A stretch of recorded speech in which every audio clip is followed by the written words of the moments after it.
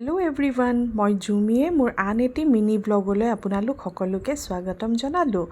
আজি দুপৰীয়া ভাবিলোঁ অকল খাৰ বনাওঁ, খাৰ তাকো অমিতাৰ খাৰ। আপোনালোকে বাৰু অমিতাৰ খাৰ খাই ভাল পায়নে?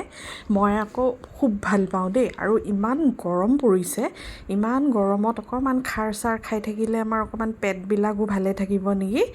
কেৰাহীখন কিন্তু নাচাব দেই, কাৰণ মই ইয়াত মাছ ভাজিছিলোঁ, সেইকাৰণে কেৰাহীখন এনেকুৱা হৈ আছে।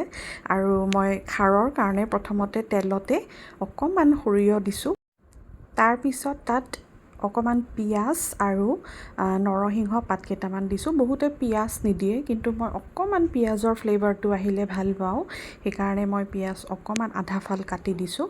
তাৰপিছত মই অমিতাখিনি আচলতে বইল কৰি লৈছিলোঁ, বুট আৰু অমিতাখিনি, সেইকাৰণে মোৰ কুকাৰটোত পানী থাকি গ'ল। পানী দিয়ে মই সেনেকৈ কেৰাহীটোত ঢালি দিলোঁ আৰু তাতে 4টা জলকীয়া, তাৰপিছত থেতালি লোৱা আদা আৰু কলাখাৰ দি পেলাই ধুনীয়াকৈ লৰাই চৰাই মোৰ আজি ঝটপট খানা তৈয়াৰ হৈ গ'ল।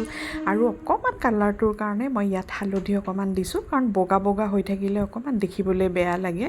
এতিয়া মই তাতে মাছৰ মূৰ 2টা দি পেলাই খাৰখন নমাই দিলোঁ আৰু হৈ গ'ল মোৰ আজিৰ দুপৰীয়াৰ ধুনীয়া খাৰৰ ৰেচিপিটো।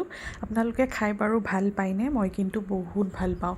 আৰু ভিডিঅ'টো যদি চাই ভাল পালে তেতিয়াহ'লে কমেণ্ট এটা কৰিবলৈ নাপাহৰিব।